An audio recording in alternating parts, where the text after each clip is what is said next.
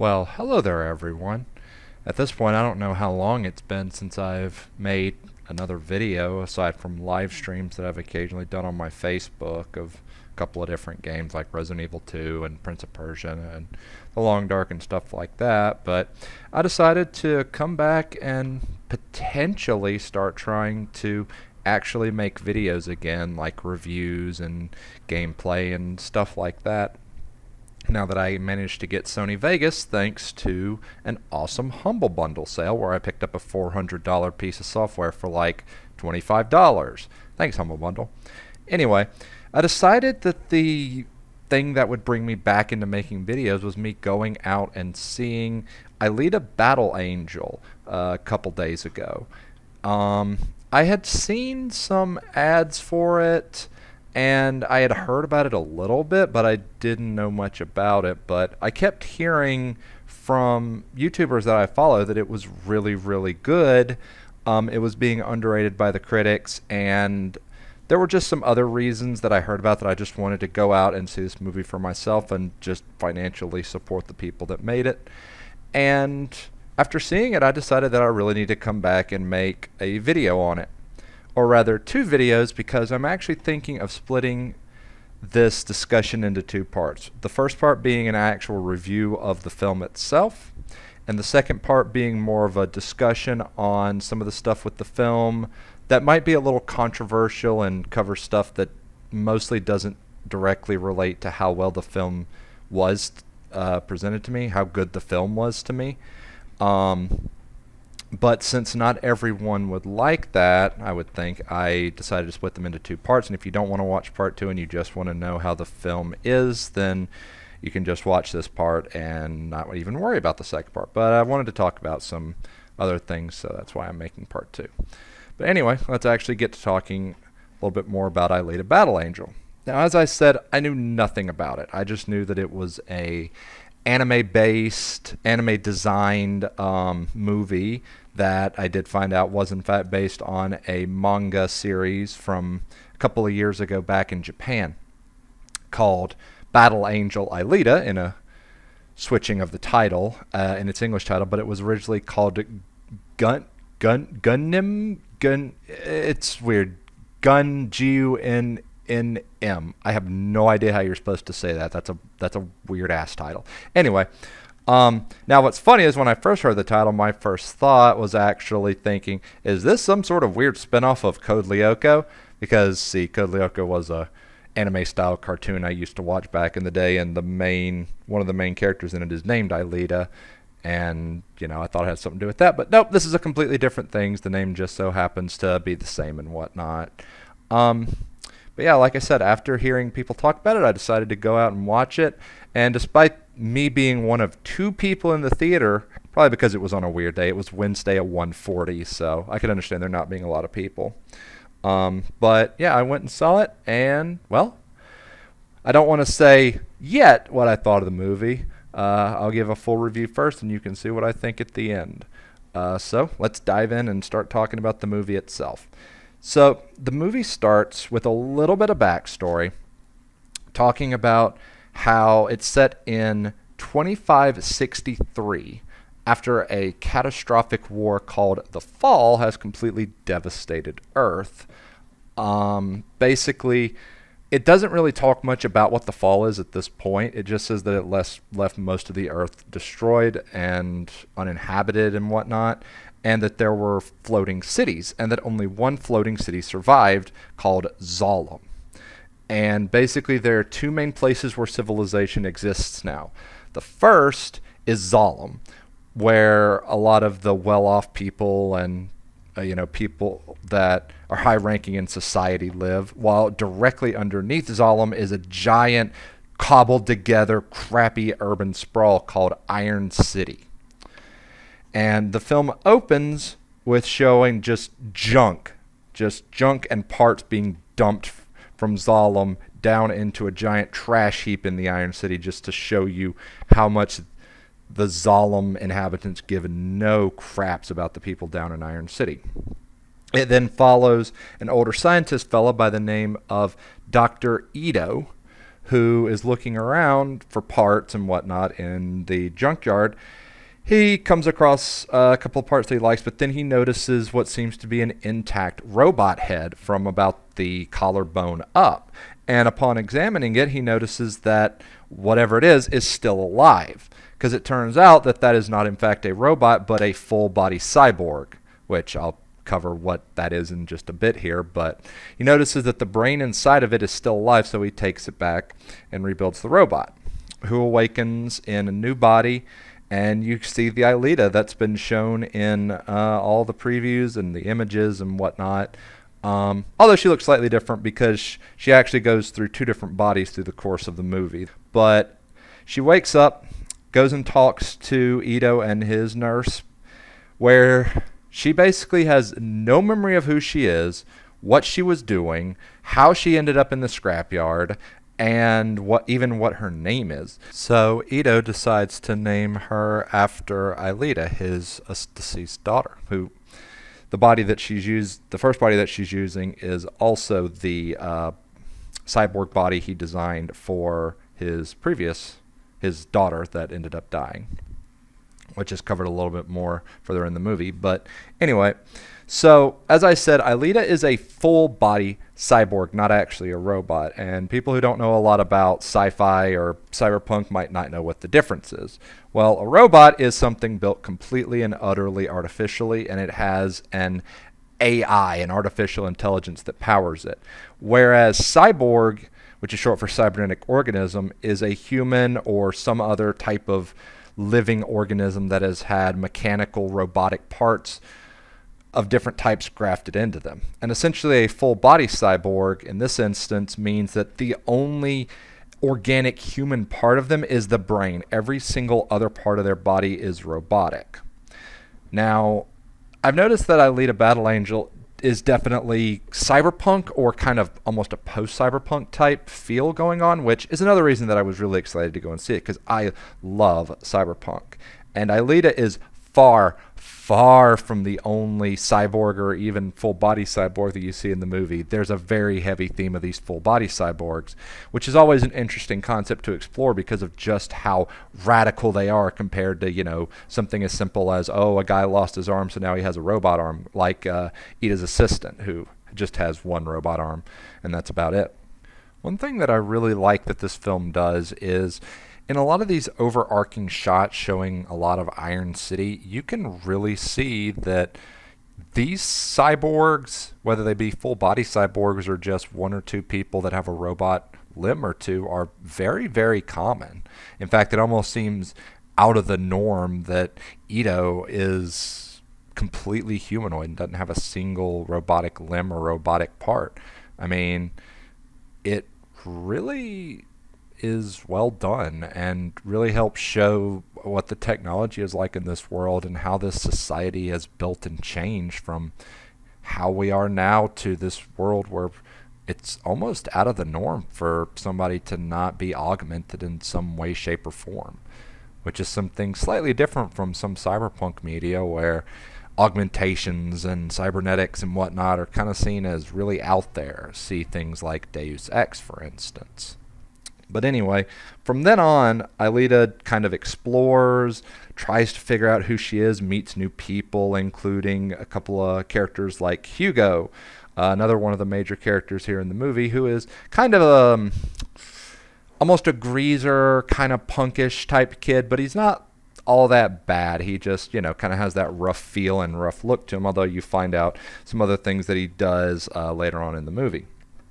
Anyway, Alita is, you know, exploring being awake and her body and trying to figure out, you know, who she is, where she came from, why she ended up in the heap and all that. And as she is going around, she eventually discovers that Ito is what is called a hunter-killer. See, police do not exist in Iron City. The inhabitants of Zalem give so little of a damn about the inhabitants that they just pay people to deal with the crime down there themselves, which is kind of weird to me because they also have these really big like walker robots. I think they were called Praetorians or something like that. Started with a P. I don't really remember. But they have freaking miniguns, and they seem to enforce the laws as well. So why they don't just use those to enforce laws instead of just spending the money to hire people is beyond me. But anyway, these hunter-killers are basically bounty hunters. And she actually discovers that Ito is one. He is a hunter-killer himself, and even though he is completely unaugmented, he is 100% human, no robotic parts to speak of, he manages to fight against these powered-up full-body cyborgs by using what essentially amounts to a rocket hammer pick type thing.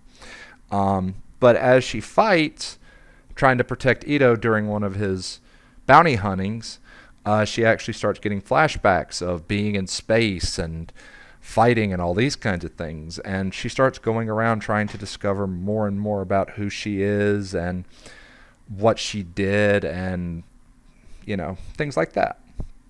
And as I kind of said late, a couple other things happen, but I don't want to get too much more into the movie without covering like major spoilers. I already think that possibly discussing that Ida being a hunter killer is some spoiler there. But it's fairly early on and it's kind of a major plot point, so I don't think that it's all that big of a one. It's probably about 25, 30, 40 minutes into a around 2-hour movie that happens. So, yeah, I don't think it's that big of a deal. But anyway, but yeah, so as I said, it's definitely got a cyberpunk feel to it with the whole theme of, a decayed society where people are living on the brink and that they're being lorded over by a corporation, or in this case, these higher-ups at Zalem who just could not give less of a damn about them. There's rampant crime. People are scraping by what little they can get. There's no real police force, and instead privatized, or in this case, paid police service. And, yeah, just these themes of desperation and, Ida himself mentioning that being a cyber surgeon barely pays the bills and barely keeps the clinic running. He has to work as a hunter killer. He has to bounty hunt to even make ends meet, But and the shanty just nature of Iron City really kind of stresses the kind of desperate nature that the humans and cyborgs in this area really live through. But so that kind of covers most of the plot. Without getting into too many spoilers there. Another major point that I almost forgot about was this sport that they mentioned called motorball, I believe is what it was called, which is basically where they are on these essentially rocket skates and are trying to capture a ball and deliver it into a goal type thing, but that it also has pretty much no rules against violence. So when you see it actually being performed professionally, all of the professional players are full-body cyborgs, where even I think most of their head is robotic at this point, and they can handle being ripped absolutely to pieces and being rebuilt, although they tend to die as well. So it's a very bloody sport that pretty much only full-body cyborgs compete in. But yeah, as for the movie itself and how it's presented, I know the major thing that I want to talk about real quick is the CGI. Because this film makes very, very heavy use of CGI, kind of like Avatar, who James Cameron, I don't remember if he was the director or did the screenplay or what, but he was definitely heavily involved in Alita and was the director of Avatar, so they kind of share in that respect. And I know that the CGI was kind of criticized and also talked about a little bit since it's such a major point of the movie because of how alien a lot of these, well, I'm not sure alien is the right term, but basically how radical these full-body cyborgs are, getting torn to pieces and having tons of parts that pop out, and that pretty much the only human part of them is their head. And Alita herself, from what I understand, she's motion capped and designed after the actress that plays her, yes, but the vast majority of her is CGI'd because of her robotic body and stuff. I'm not sure if her full face is. I know for a fact her eyes are because, as you might have known by the previews, and this was a very major point of criticism among a lot of people that watched or at least saw the previews and trailers for the movie, was how she has big anime/manga styled eyes.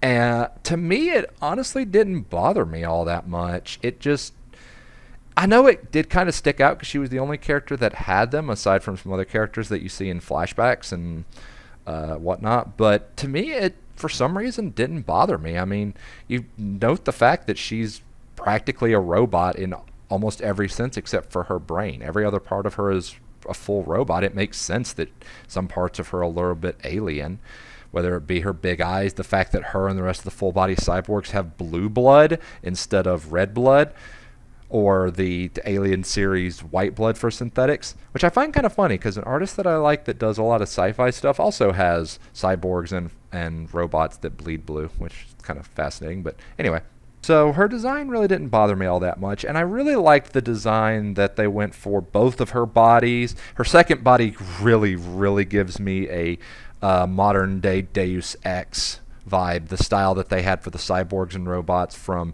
Human Revolution and Mankind Divided. Really gives that kind of feel to it, and I really like that design for robots and cyborgs and whatnot, which is another reason that I liked it. And also, I just have a fascination with cyborgs and this kind of stuff in general. You know, it started when I started playing Shadowrun back in the day, a very cyberpunk designed series as well. And I realized I have a big fascination with the cyborgs and replacement parts and new parts and artificial limbs and artificial organs and meat and all this kind of stuff. And it's another reason that I really liked the concept of this movie, in addition to just liking cyberpunk in general.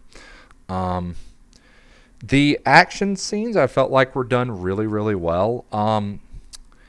The fighting, you know, it's very interesting seeing the fighting, considering that pretty much any time there's a fight, both combatants, except for an exception here, there are full-body cyborgs, so you get to see them popping out weapons from their limbs or turning their fingers into razor snake limbs or snake fingers, and blades popping out of different places and having limbs chopped off but still going and all this kind of stuff. And it's crazy to see. And it definitely makes for very interesting and unique fights, in my opinion. I also really liked all the characters in the movie. I mean, Alita herself is, I think, very well designed in terms of her personality, her motivations and stuff. Like, it's kind of hard to pull yourself out of some traps when it comes to writing female action style characters. And I think that they portrayed Alita very well. She, both literally and figuratively, is a wide-eyed idealist that wants to see the world through the best possible lens, as shown by one sequence in the movie where she gives this big impassioned speech to a group of people that you don't expect somebody to be giving that kind of speech to. Again, trying to avoid spoilers, but it's a very interesting scene to see and whatnot. But essentially, she doesn't fall into the trap of some females like, she doesn't fall into the trap of having this constant needing to be headstrong type thing. Not that there's anything wrong with that at all, but she is multifaceted. There are plenty of instances in this movie where she breaks down crying many times, or even just lets a single tear roll down her cheek or something like that. And she is not a character that is afraid to cry. Yet, at the same time, she is far from a sensitive little flower, in spite of her crying, in spite of her somewhat frail-looking body at times, and in spite of her crying at many points. She definitely can kick ass when the action scenes come up. She is a very capable fighter, fights very well, the choreography is excellent, and she kicks ass, and she is definitely a hard ass when she needs to be. You know, despite crying, despite relying on others for support, relying on Ito, relying on Hugo, relying on others around her, asking for help from others. She is still a badass when it needs to be done. When people reject helping her, can't help her, or are incapacitated, she moves in and starts kicking ass on her own, and she more than can hold her own. Yet, she also doesn't feel like a Mary Sue. She doesn't feel overpowered. She doesn't feel like nothing can stop her. There are points in this movie where she loses and has to rely on others or things like that. And so she doesn't feel like she just wins every single fight. Yet at points where she can, she will curb stomp, and she is a strong fighter. Not only that, you get a sense that she enjoys the fighting, that she is a little bit of a blood knight at times. Yet, as I've said, she still retains her relatively, if not innocent, then at least wanting to be happy and wanting things to be good. She fights because she wants things to be better. She wants things to be perfect. not just because she has to prove that she's a big, strong fighter and all this kind of stuff. So Alita is a very well-faceted character, as are Ito, as are Hugo, as are many of the other characters that show up throughout the movie. All the characters, in my opinion, are done very well. They all have good motivations, they have struggles, and they're built well. Nobody really feels omnipotent except for possibly the villain, but again, that's getting kind of deep into territory. And speaking of the villain, one thing I should mention is that a common criticism that was brought up about this movie is the fact that it's sequel bait, which I have zero problem with whatsoever. The ending does definitely show that the action is ready to continue on into another movie, continue the story of Alita and what she's doing and who she's fighting. And I really have no problem with this. I don't understand why people bitch about it because, come on, guys. The original series this was based on was a full manga series with many, many issues. There were multiple OVAs, if I'm not mistaken. There were video game tie-in, or at least one video game tie-in. I know that. Like, it would be like being frustrated that, say, I don't know, The Empire Strikes Back, Star Wars The Empire Strikes Back, sequel baits. Well, no crap it's going to sequel bait because the trilogy, the series, is not done. It still needs to continue. There's more to it. Or complaining that, say, Spider-Man doesn't sequel bait, or some other series that was based on another property, whether it be a book or a comic book or a video game or whatever, sequel baits when the story isn't done. I understand that a lot of concessions were made to fit this and make this a movie as opposed to a full series. So it makes sense that some stuff was cut down, but it also makes sense that it would try to sequel bait. And quite frankly, I want to see how this series continues.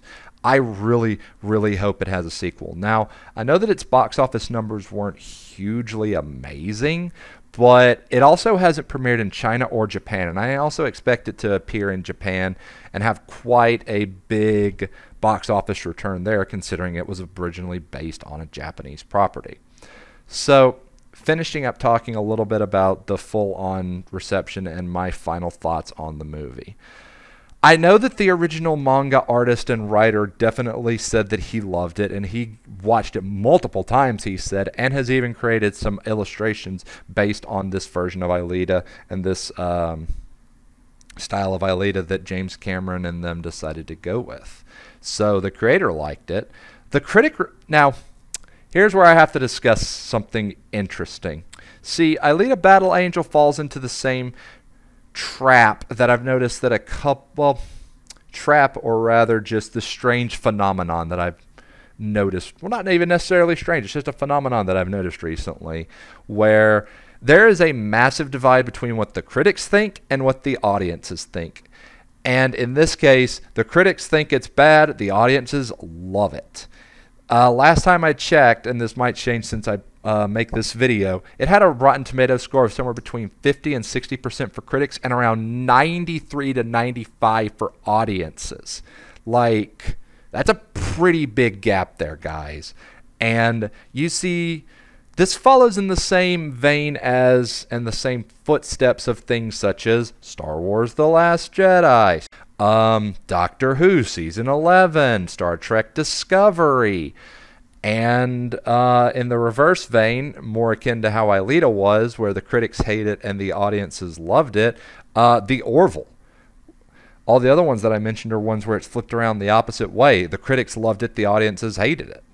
And honestly, from what I've seen of some other reviews, they're not being entirely fair to it. However, some of the stuff when it comes to the reviews I'm going to discuss in the second part because it's a little bit more controversial and strays away from just the straight up review of it. As an overall opinion on this movie, I thought it was a very solid movie. It was long, it was 2 hours, but in my opinion, it was an adequate length. It felt like it had the appropriate amount of time. It didn't feel like it really weared out its welcome. It was a good movie. I very much enjoyed it. I could see how the CGI, especially for Alita, would, and her big eyes, especially since none of the other full-body cyborgs from most of the movie have these big eyes. I could see how that would get on some people's nerves or drop them right into the uncanny valley. It really didn't bother me. And if you kind of let your disbelief flow out of you and just enjoy the fact that it is full body cyborgs and that it's a very cyberpunky type thing. So of course it makes sense that they would use CGI. We're not to the level that we can have these robotic parts look completely accurate as if it's a live action movie, you know. If you can ignore all that, I think that it's fine.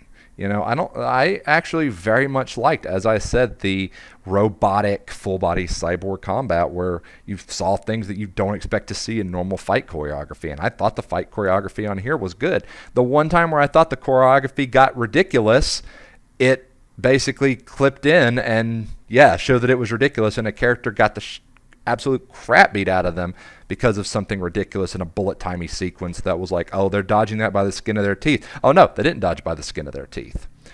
And I thought that all the characters were written very well. Alita is honestly one of my new favorite female characters in, well, anything. She really is up there. I really like the way that she was written. She felt multifaceted. She didn't feel overpowered. Anytime that she did end a fight super quickly, it felt justified. You know, it didn't feel like she was a Mary Sue. It didn't feel like she was overpowered. It felt like she, you know, she had moments where she lost. She had moments where she had to rely on others for support. She definitely enjoyed fighting these evil people, but at the same time, she had a kind of idealistic view of the world, and she was fighting evil because she wanted things to be better. She wanted an idealistic world, but she was a badass and she was a hard ass when she needed to be. She was very well written, very well designed. The fact that she cries, but at the same time kicks a ton of ass without either side seeming completely out of there was, you know, very well done.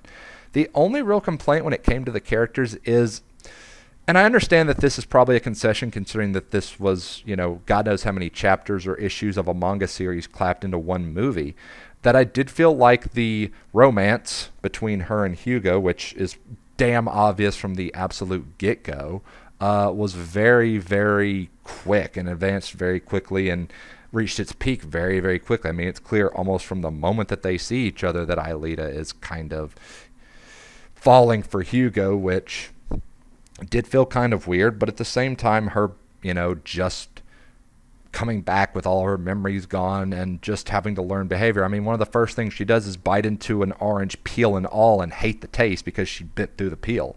So it's clear that, you know, she is very naive at the beginning and has to learn things. So I guess it kind of makes sense for her to instantly be a little smitten and whatnot, you know. But it did feel like it was a little rushed. It did feel kind of out there, but I guess I could understand it. I guess it wasn't that bad. It was a little cringy at times, but at the same time, it didn't feel like it detracted too much from everything. But I could definitely see how it would bother some people. But overall, I liked pretty much all of the characters. The villains felt imposing enough, especially the main enemy, Cyborg. Dear God, he is intimidating as all crap. Also, another thing that I just remembered that I had to bring up at one point. So, this movie is rated PG-13. For those of you who don't know, the unwritten rule, or it might be written, I'm not sure. No, it probably is written somewhere, actually, is the fact that if you have a PG-13 movie, you are allowed one and only one F-bomb in the movie. And they do actually drop it in this, in a movie that didn't really have a lot of swearing, didn't really, I mean, it had quote-unquote gore, quite a bit of gore, but then again, if you consider pretty much nothing but robots, or at least parts of their body that are nothing but robotic getting torn apart as gore, most of the, I mean, there were some pretty shocking moments. There was one where a human literally gets cut in half, although you don't see a lot of it, but you see the aftermath, and boy, it is not pretty. But despite all that, you know, and it still being PG-13, the one F-bomb they were allowed was actually delivered by Alita, and it was hands down my favorite line of hers. I'm not going to spoil it because it is, she drops it, and she drops it really seals her personality, seals her motivation, seals who she is as a character, and just shows why I love her as a character. That she is just, I love her personality, I love her design, I love everything. She is a very well-designed character, and the moment where she drops that one F-bomb was absolutely glorious. But yeah, I want people to see that for themselves, so I will not spoil it. But yeah, I think that overall covers most of my parts when it comes to the review. Overall, I thought it was honestly a really good movie. Like I said, the CGI, I could see how it bugged some people. It didn't get to me all that bad.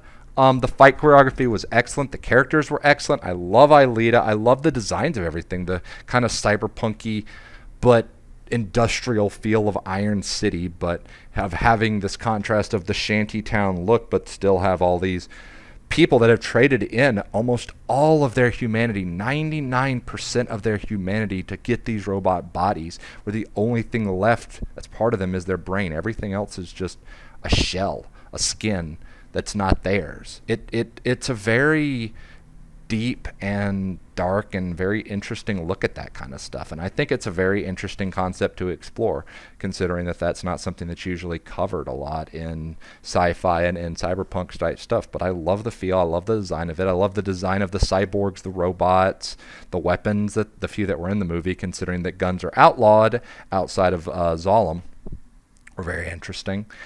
I know one of the complaints is that, oh, we didn't really get to see Zalem. Well, no crap. It's designed to where, I mean, that's a lot of the motivation of a lot of the characters is getting to Zalem. It's this nirvana, the heaven of such, even designed with it being above everybody and being so difficult to climb there that only certain things will allow you to get there. It kind of has a heaven allegory. And it definitely is also tied into the whole Alita battle angel, the angel there, an angel falling from heaven. It actually has a theme that I just now realized. Holy crap, I can't believe I didn't think of that beforehand. But anyway, so it makes sense that it's not seen, and it'll hopefully be seen in the sequels, which again, please, guys, make the sequels. Ignore the critics. The audiences loved it. And honestly, anybody that had even a passing interest in this movie likes cyberpunk, likes anime, likes manga, likes robotics, or just wants to see a good action movie with a good, well done, well developed, well-designed female character, I encourage you to go see this movie. I don't really give out scores.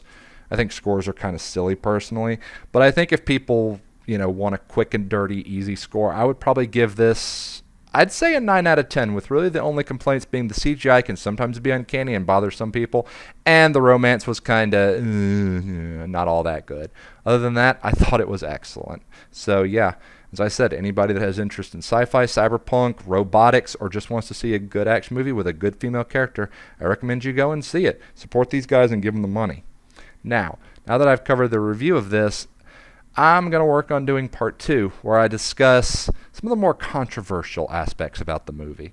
If you care to see that, me talking about the critics of this movie and comparing it to a certain other movie that is coming out very soon that I expect is why a lot of the critics are giving this movie a low score, stay tuned for part 2. Thanks for watching, guys. I'll see you next time.